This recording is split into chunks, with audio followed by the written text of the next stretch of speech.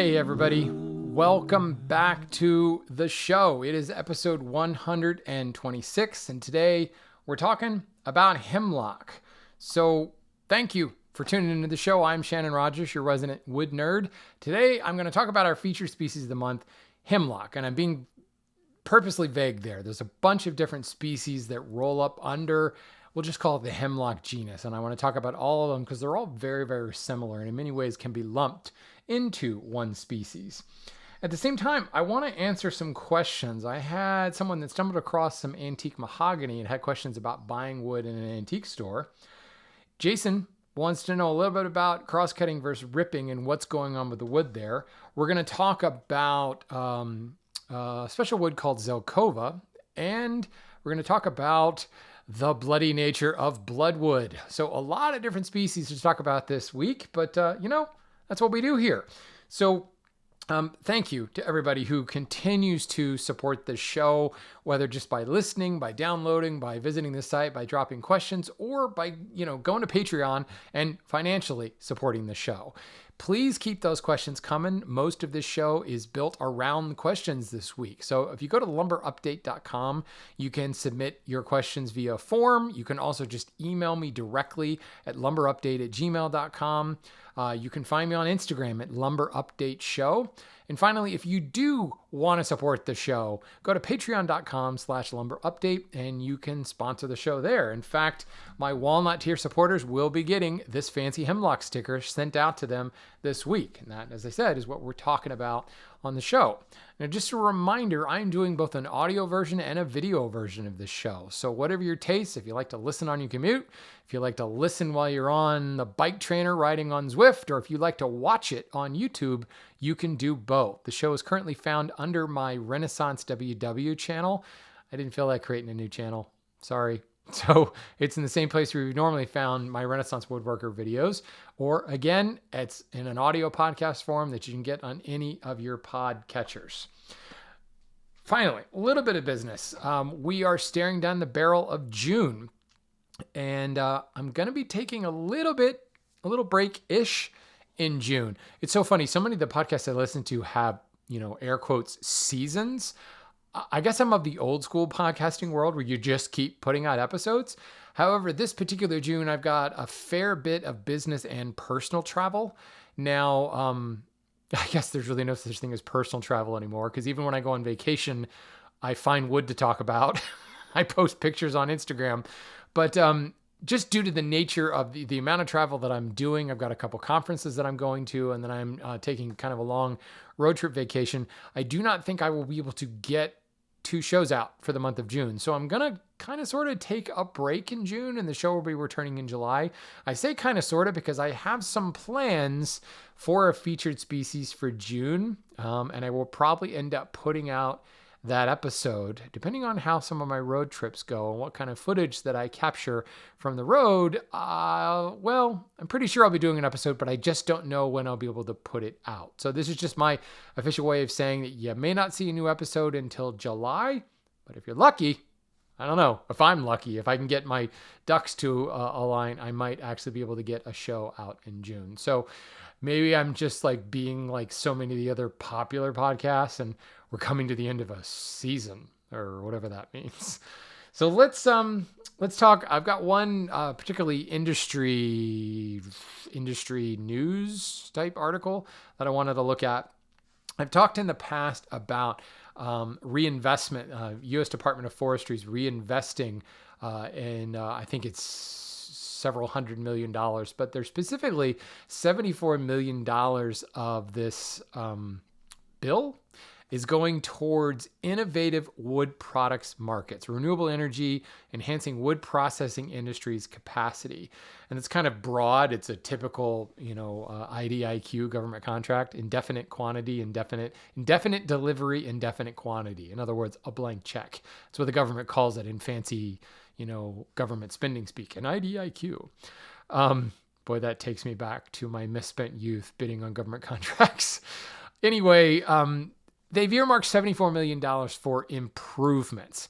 Now, some of this, and I know several companies that are directly benefiting, tapping into some of this because they're focusing on alternative or innovative solutions. Some of the companies I've talked about in the past that are making bendable wood or removing the lignin from the wood and making transparent wood or insulation, things like that. All kinds of different uses for wood products, whether they are primary wood products like actual lumber or wood products, byproducts like sawdust. And there's quite a bit of that money going into that. But more importantly, there's reinvestment going on into facilities, capacity, sawmills, enhancing. There's a long article here that goes into some of the things that it's looking at, but I know several customers that have been able to tap into this to update their infrastructure and modernize some of their systems. Old school lumber saws, stackers, things like that are very man focused. You require 6-7 different guys, and you're not really getting anything from that. There's no data coming out of it to help you manage your inventory. But modern sorter stackers, optimizing ripsaws, things like that can not only process more lumber more efficiently with fewer people, but you're also generating data output that can be fed into things like inventory systems and improve your real-time awareness of what you actually have on the yard, thereby getting better control over your costs, what you've got coming in, what you've got going out, quoting faster and more accurately to customers. That stuff doesn't exist across most of the lumber industry, and that's where we're actually seeing quite a bit of this going, which is really huge from an overall industry perspective because the available inventory is down just to fewer and fewer sawmills. This is across North America. More sawmills have been lost in Canada than there have in the United States, but there's still a lot of sawmills that have closed their doors, and it's reducing the amount of just available logs, available raw boards that we have. So those of us that are left have to be more efficient to keep up with ever-growing demand, whether that demand is for studs, 2x4s, or, exotic snakewood, something like that. So I was excited to see some of, as I said, I talked about this bill and I think it was like $314 originally, but $74 million specifically earmarked for some of these innovations and improvements. So that being said, let's talk about our featured species of the month, Hemlock. This is the sticker that's going to be sent out to all of you Wellnut Patreon supporters. Hemlock is, and here's the sticker right here so I can cheat off of it. Hemlock is, what should we say about Hemlock? It is a varied species. I think a lot of you may be familiar with Hemlock in construction lumber like this. Your typical hem fir type board that you're going to find at a big box store. Depending on where you are in the world, you might see SPF or spruce pine fir. You might see hemlock fir. You might actually see Douglas fir. You might see SYP or southern yellow pine. But generally, whitewood is another one that I love. I love that term. It's the simplest, most non-descriptive term for 20 different species. But you may also see hemlock showing up as a whitewood. On my little sticker, the botanical name, I just put Tsuga SPP, which, by the way, if you ever see that SPP, that's basically like a variety of species. It's a way of kind of lumping a bunch of species together that are all sold under a common trade name, like hemlock. So we've got really Tsuga heterophylla or western hemlock, Tsuga canadensis, which is eastern hemlock, Tsuga mertensiana, which is mountain hemlock. Those are kind of the three major ones we're going to find in North America. You will find some other hemlocks around the world. And for that matter, just looking up other species under the Tsuga genus, you're going to find some really cool stuff in Japan that shows up under that genus, and they all kind of share similar properties. But some of the Japanese stuff is going to be a little bit different, generally finer grained due to climate and growing conditions and things like that. But what's interesting about hemlock is we have this construction lumber deal. I made this little stool out of hemlock, not the legs, just the seat made out of hemlock. This is straight out of the Home Depot near me. And again, this is called hem fir, but I can tell you by looking at it, it is not fir, it is a hemlock. But then you also get this kind of hemlock. Now my lights are throwing a green cast on it here, but this is incredibly fine-grained hemlock that is also a CVG or clear vertical grain. It is also 100% free of defects. This is like the architectural designer fancy pants hemlock. This stuff can run $35 a linear foot. I mean, there is not a single defect in this, and the fine grain and the quartered or vertical nature of it makes it incredibly rare. I've got a couple of those offcuts left over from a project we did out on the West Coast that used those, for paneling, but also for stair treads. And I think the stair treads were like $40 some a linear foot due to the extra thickness and width. I mean, it can get really expensive all the way down to very inexpensive construction lumber. It's the same tree, and many times this super, super fine grain hemlock could actually be cut from some of the same trees that you're getting some of the construction lumber from. It's just where you're cutting it from. Now, the tight growth rings on this was definitely an older growth tree, but for the most part, you'll find that hemlock doesn't really have a lot of knots or a lot of defects. It's a very tall tree, a very straight growing tree. So getting long straight grain boards can be relatively easy to do. Now it will branch growing up a little bit higher. Sorry, rookie move here. My ringer is on my phone. I'm so terribly sorry. You think I just started podcasting yesterday.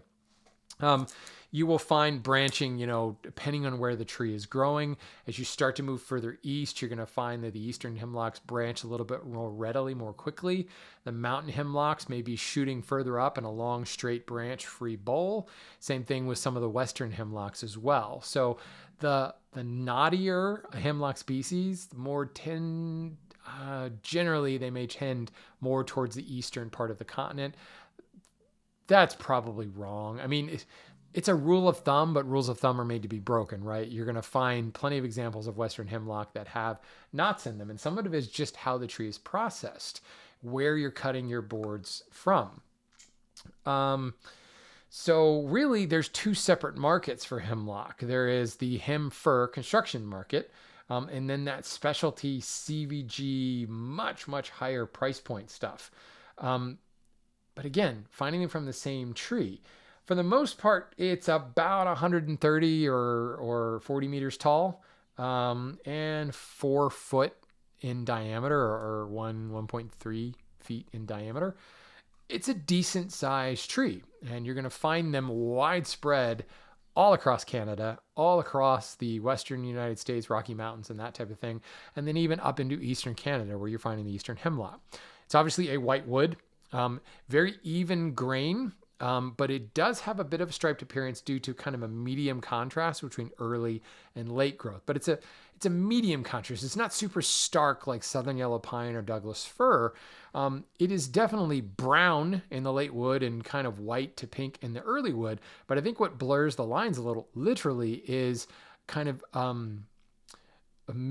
range. It doesn't just go from white wood to dark wood like you would find in southern yellow pine, where you've got that abrupt transition. It's more of kind of blends its way into it. So those darker lines in the hemlock are kind of blurred, and it ends up not looking quite so stark.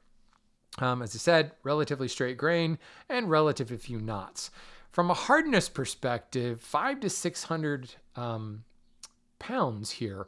So it's harder than you're going to find, the cedars and some of the true firs and spruces. And it's up there. And especially when you get into, fine species like this, you'll find that the workability is quite nice, because in many ways it's similar to the hardness of cherry, softer cherry, but similar to cherry. MOR 11,300, MOE 1.6 million. So higher than a lot of the softwoods you're going to find. Tangentially, it will move almost 8%, radially 4%, which gives it a TR ratio of 1.9. Quite movie, quite unstable in that respect. But at only about 29 pounds per cubic foot, it's a quite lightweight wood. And you can overcome some of that 1.9 TR ratio simply by screwing it in submission. When you look at the fine grain stuff, it's often used for cladding, which is going to be milled down to a thinner board anyway that you can screw to a substrate. You can also do like T&G joinery and things like that and overcome some of that movement nature. In the construction lumber that I've got slightly off camera here. People often complain about, oh, that stud warped like crazy. Well, that's kind of what construction lumber is meant to do. Oftentimes it's built out of wood that has a TR ratio of 1.9. And that's what really accounts for a lot of that crazy movement you're going to see in construction lumber. What really accounts for it is not pour drying, but super rapid drying and super rapid rehydration at the end of the drying cycle. Combine that with a wood that is very anisotropic, moving 1.9 TR ratio, and that's where you get that crazy movement, twisty, bendy, cuppy, bowing stuff that you'll find with the construction lumber.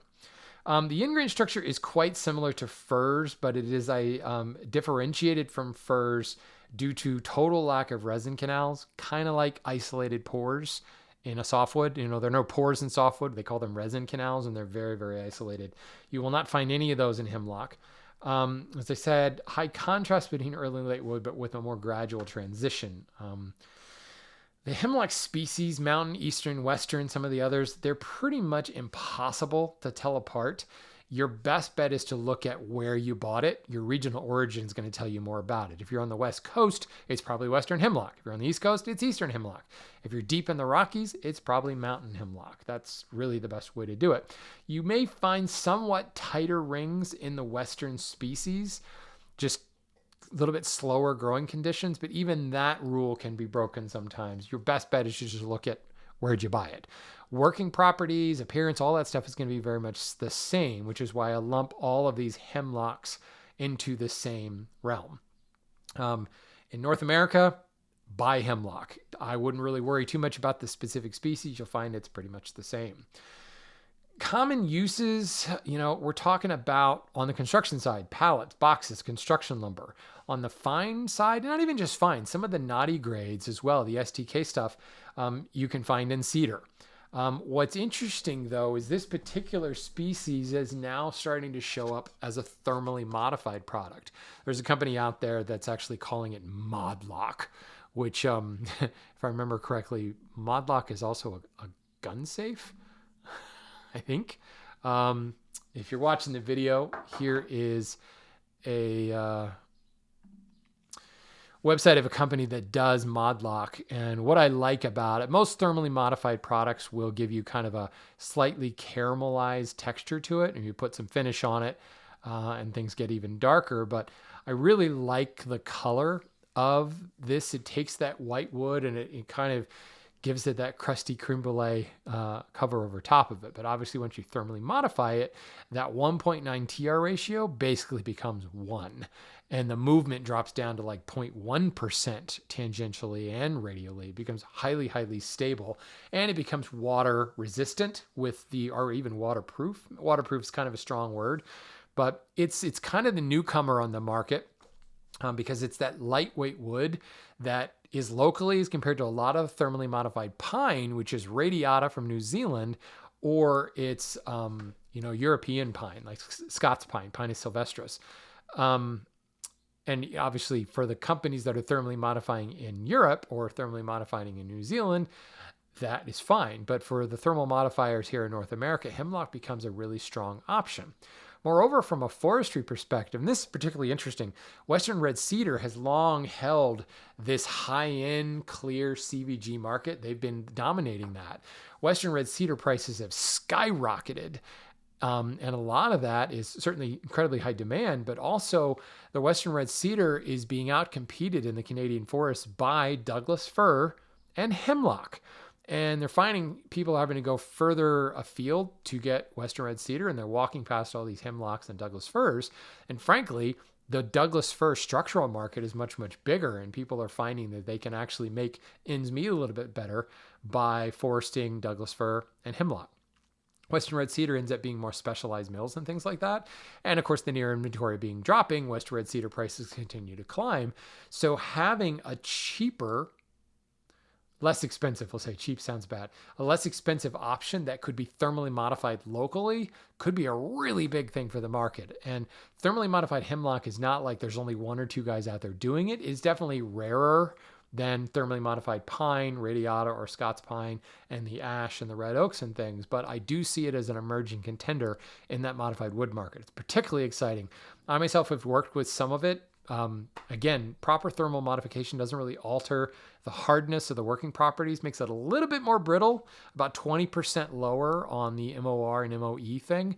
But again, unless you're using it for its bending strength, which in most instances of hemlock, you're not going to find that. I think it could actually be a really exciting contender for a local North American grown species to be modified. So, that's what I got to say on hemlock. Alternatives to it, certainly any of the true spruces, they're going to be a lot softer, probably 200 to 300 pounds softer. But again, a nice fine grained whitewood. Spruce will not have as much contrast between early and late wood. It'll certainly be whiter overall, but certainly a good one to look at. The white pines, eastern white pine is a good example of this. The southern yellow pines, the western pines, no, that's going to be a totally different entity. But from a workability perspective, the white pines are pretty good. And the true firs are going to be some of the spruces. Notice it's a true fir, not Douglas fir. We haven't talked about Douglas fir on the show, but that is not actually a fir. It's a Pseudotsuga menziesii. So it's kind of sort of a hemlock, but it's a Pseudotsuga. The true firs and spruces, the Abies genus, those again, very similar from a low contrast or early to late wood, very white wood, very soft though. And you do tend to find a large market in the Christmas tree world for both spruces and firs, and the trees don't grow as big. The hemlock, however, nice, big, trunk, nice and tall. Really, really cool species. I urge you to give the construction stuff a second glance. Now, you have to worry about the rapid drying nature of it, but you can find, some really nice wood locked up in your traditional 2x12 or 1x12. You might be surprised in the whitewood section of your big box store what you can actually find if you're prepared to cut around some defects, and it actually can be a really attractive wood to work with. So consider the humble hemlock moving forward on your next project. Great for construction lumber, but also great for really, really fine projects at the same time. Let's move on to some emails, shall we? Got an email from Aaron, and he said, sorry, I'm reading off camera here. He said that, where is it? My local antique shop has 2 boards labeled as American mahogany. I'm not seeing that common name in the wood database. Is it another name for Honduran or Mexican mahogany? I'm having a hard time getting my head wrapped around that price, but they are rather large pieces of lumber. He actually sent me a link to it. I don't remember the exact price per the board, but he says they're rather large pieces of lumber. They're 16 feet long, 2 inches thick, and 22 and 19 inches wide. I calculated it to be 60 board feet, or $28.30 a board foot for the wider board, and 52 board feet, or $28.80 a board foot for the narrower board.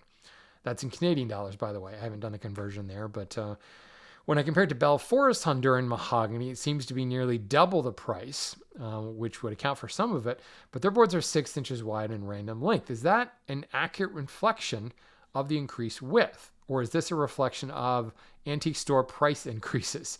I'm assuming it's more the former than the latter in this case. It's beyond what I can afford, but I'd like to hear your thoughts about these boards and the price. I'm also wondering about your thoughts on getting exotics and CITES controlled species through antique stores. So this is kind of like slabs. When you have a unique board, don't calculate the board foot price. Like, the going market does not apply here. American mahogany could be any number of things.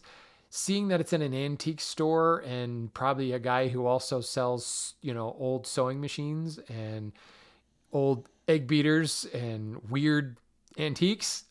I mean, how accurate is saying American? Did he meant to say South American mahogany? I wouldn't really hold that name any credence. I looked at the board, and it is genuine mahogany. I looked at the pictures of it. It's certainly genuine mahogany. I wouldn't go so far as to say it's Cuban mahogany, but it is a South American or Honduran or Mexican mahogany. Due to the color, I would suggest South American, probably northern South America, possibly Bolivia or northern Brazil, due to its somewhat darker, richer color from a more mountainous, colder climate. Mexican mahogany is a lot pinker, a lot wider grain. It could have been from a long time ago too, in which case all bets are off. If it's felled 30, 40 years ago, you could find, tight growth rings, deep, rich red mahogany pretty much anywhere before CITES kicked in. But I wouldn't worry too much about the name. I also wouldn't start dividing by board foot to look at the price. You go and look at a slab and it's $1,200 and there's people calculating how many board feet it is. And oh my God, that's $120 a board foot.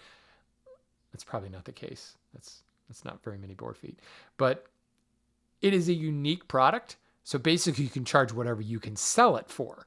So this guy probably is in no rush to move this lumber. He's probably had it sitting on his floor or in his shop for however many years.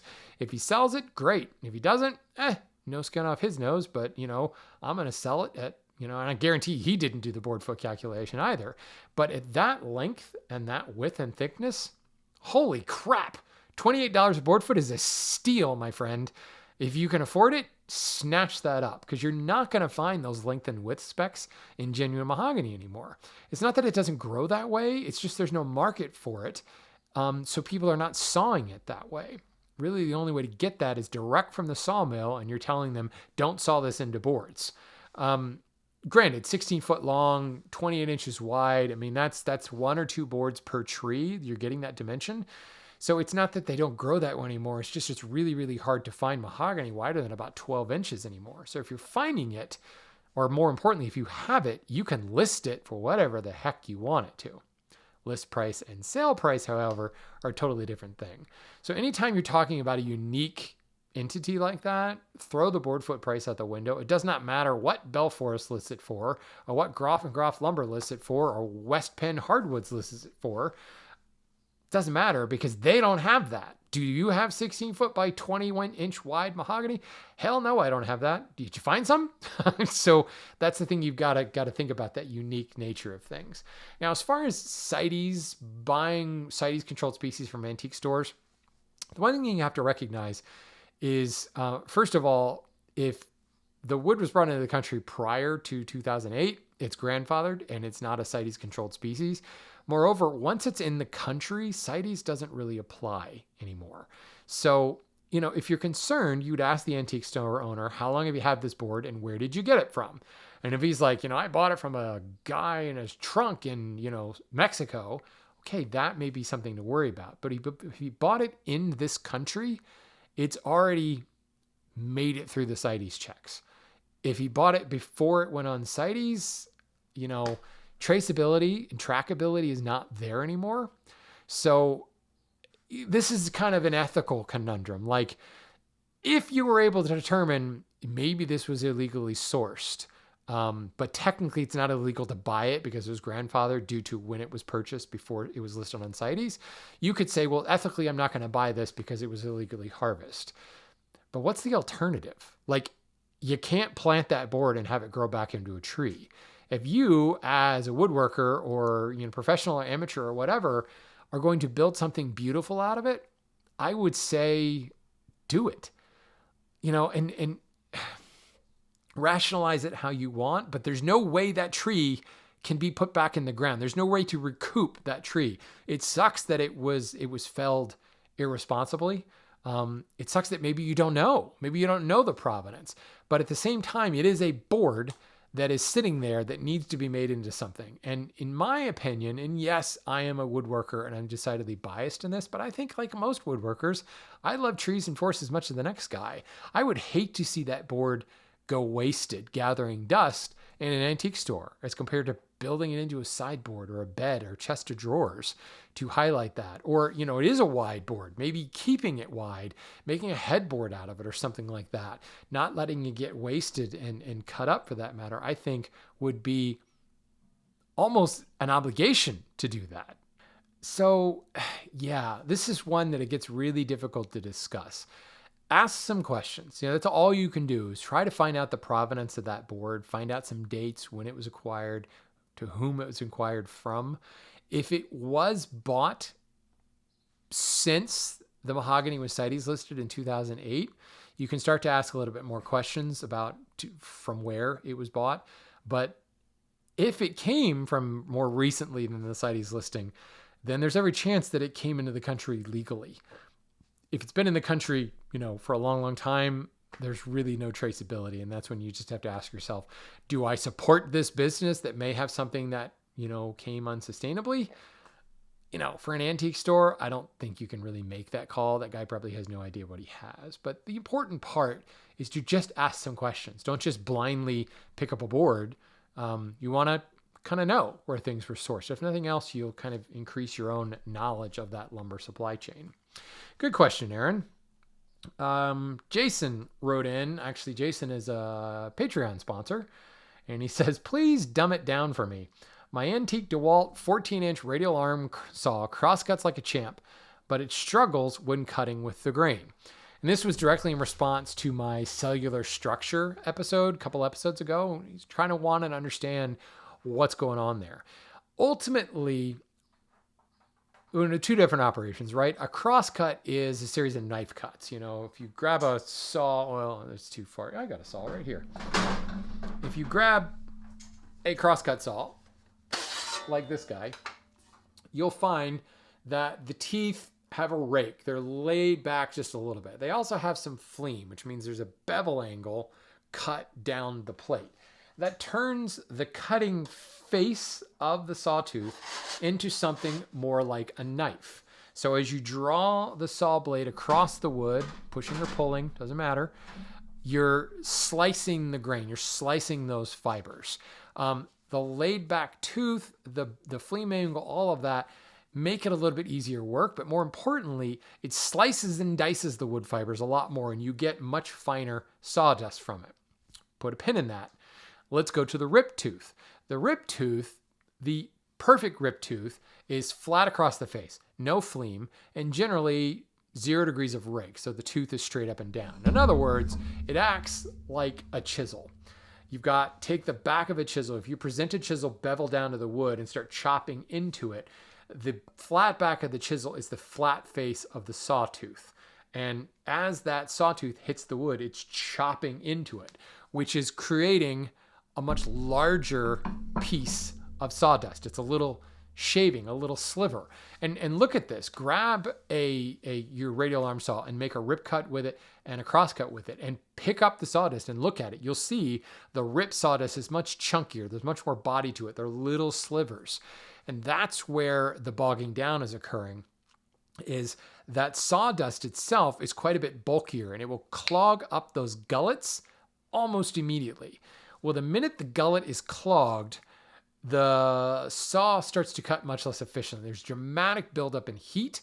There's no place to move the existing sawdust that it's creating. It's packing those gullets full and there's no place for it to go. So all it does is just build up heat. And it also physically restricts the saw and it causes things to kind of bog down a little bit. Now there's a lot of things here. A sharp saw blade will fix a lot of that. But just look at your average, contractor miter saw and just look at the dramatic difference in sawdust size and the tooth that creates that.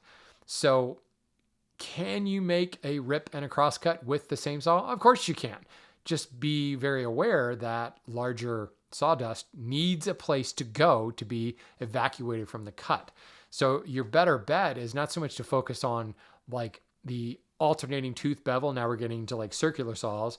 But focus on fewer teeth. Fewer teeth means bigger gullets. More room for gullets will excavate the sawdust better. But it's a trade-off, right? The fewer teeth you have on the saw blade, the rougher the crosscut may be.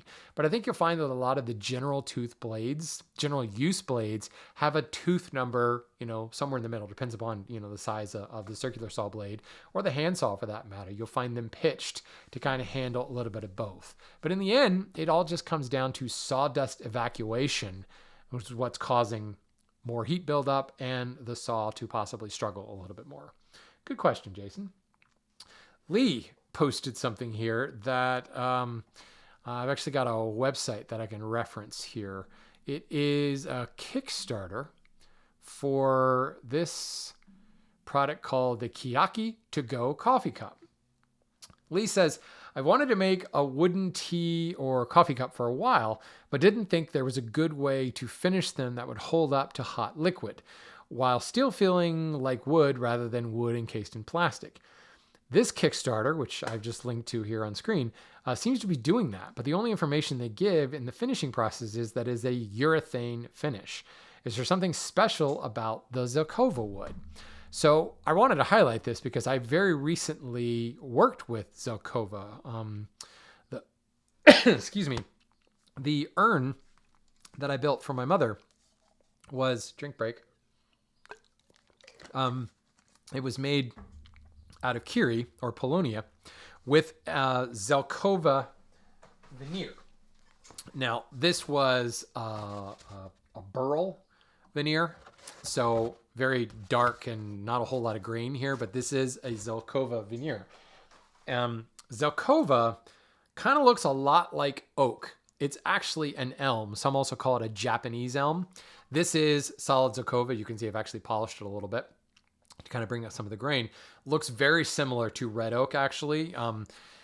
I haven't worked with a lot of different species of elm, but to me, elm has a little bit more white than this is a little bit redder. Kiyaki or Zelkova is a much redder species. If I look up Kiyaki on the wood database, I can see that it is the color very similar to what I have in my hand, and the grain is actually very similar as well. In a lot of ways, you can mistake it for something like red oak with maybe a little bit of an oil kind of ambery finish on it. But to answer your question, there's nothing special about Zelkova.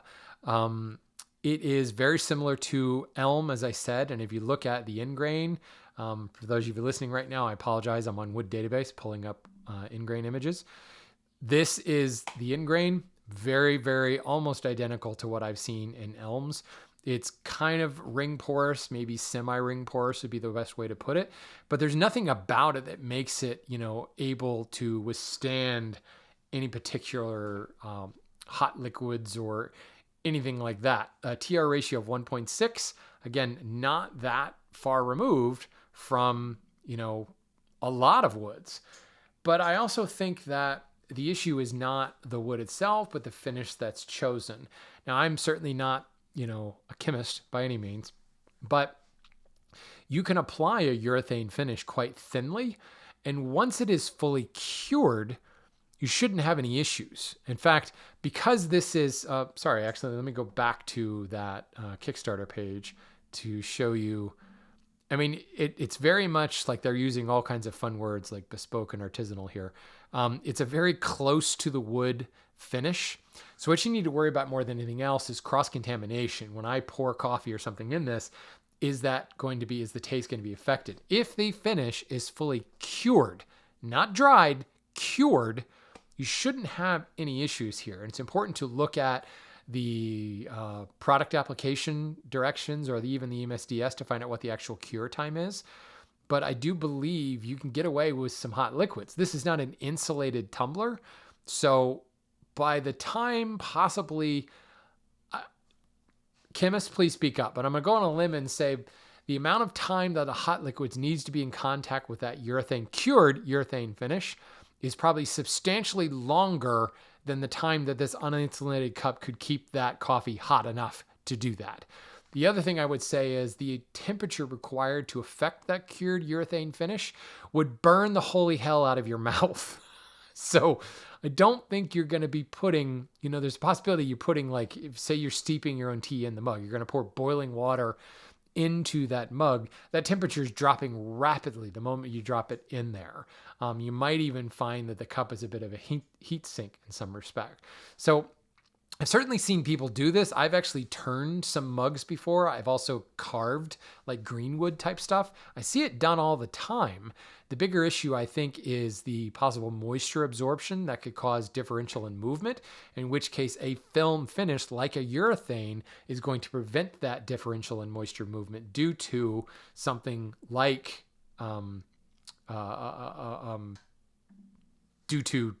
something like a close to the wood finish.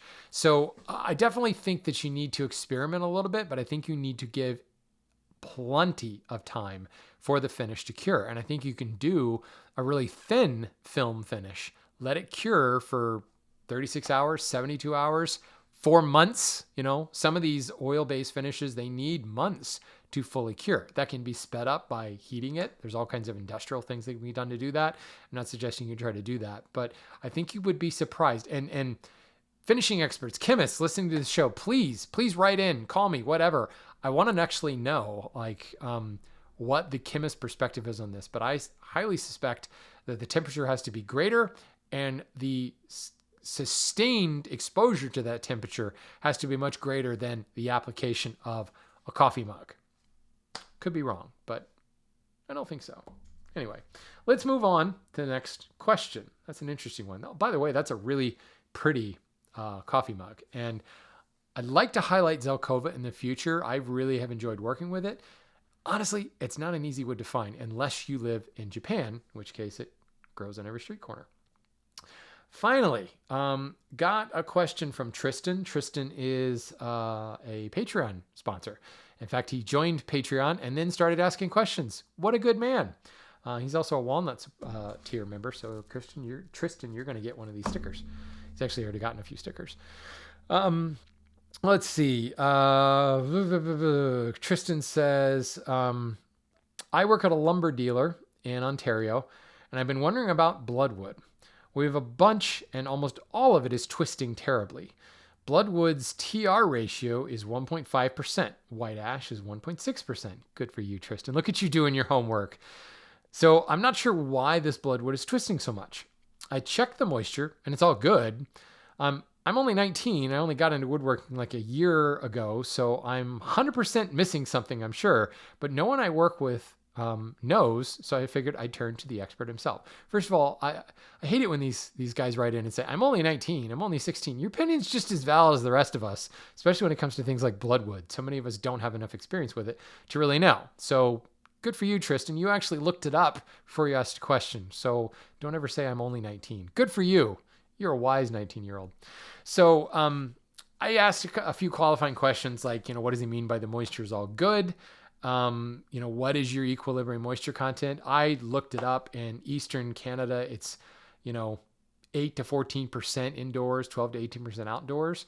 So I asked some questions about like, what is the moisture in relation to the EMC? He went on to say that the lumber's been there for quite some time. The moisture meter, he was getting a reading of 4 to 6%, which he said I found very odd. Maybe the meter wasn't set up right, but when he checked some of the other wood in there, it was 10 to 12%, which makes sense. That should be in EMC with that area of Canada. So this stuff is particularly dry. So Bloodwood doesn't necessarily have anything special about it that we need to really say this is why it's twisting. What we have to look at with Bloodwood, assuming that the moisture is, that it's not, there isn't a huge delta between your EMC and your meter reading. Now, in this instance, his is reading quite a bit drier, but that also is not unheard of for a kiln-dried species that may be really slow on taking up material and also shedding it just as fast. But for it to be several years old and still well below EMC tells me that there might be some drying defect here. But let's just look at Bloodwood. The important thing to note with Bloodwood here is the specific gravity number. This is one of the woods that sinks in water. 1.05. Now it can be dried to slightly below that to 0.9. So that actually floats in water, but just barely. This stuff is dense. So combined with, so he said, white ash has a 1.6 TR ratio, Bloodwood is a 1.5. Well, it's not an apples to apples comparison. The density of Bloodwood is way significantly higher than white ash. It's also a diffuse porous species as compared to a ring porous species that is ash. So in other words, ash is going to have a lot more dead air, a lot more buffer room for the wood to move into as it starts to expand and contract.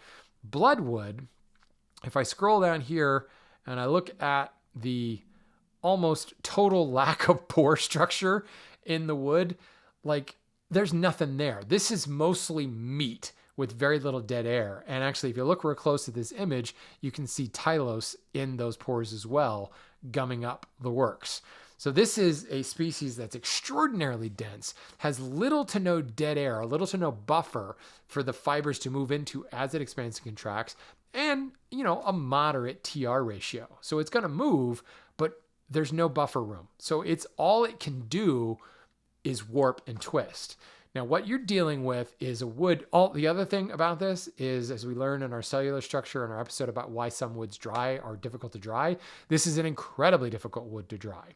You got to go low and slow to make this thing dry appropriately. If you've got a thicker cut, it's even more so. And you're also going to run the risk of possibly over drying parts of it, maybe overcooking parts of the kiln. At the end of every kiln dried cycle, at least in a dehumidification kiln, you're drying it down to 0%. You're essentially case hardening the wood. And then you're re-injecting moisture to reverse the case hardening and bringing it back up to that 6 to 8%. This could have been dropped to 0 and then rehydrated, but maybe the entire kiln load didn't get rehydrated. Or maybe it wasn't rehydrated and it was left super, super low, which would explain why it's only reading 4 to 6% now. 2 reasons. It was 0, so it's taking a really long time to come back up to EMC, or it was taken to 0 and you had cell collapse, you had hardening of the cell walls, you had all kinds of other problems that you start to get as you thermally modify wood, but without the excessive steam or possible reduction in oxygen to prevent combustion. You might have started to actually torrefy this wood. A lot that can happen very easily in a poor kiln drying process, but it also can happen pretty easily in a really, really dense wood and you don't know what you're doing. There's not a lot of people out there drying Bloodwood. So this could have been an example of somebody's first run in Bloodwood, and maybe some of the wood has been okay, but one corner of the kiln had a moisture probe far enough away from it and there wasn't a good wet bulb, dry bulb temperature back there, and you had part of it was a defect. Most kiln runs are going to have some sort of kiln defect, whatever that is. Kiln defect is a very generic term. I suspect this will be a kiln defect, compounded by the fact that you have an ultra, ultra dense wood causing, much greater problems in the mixture here.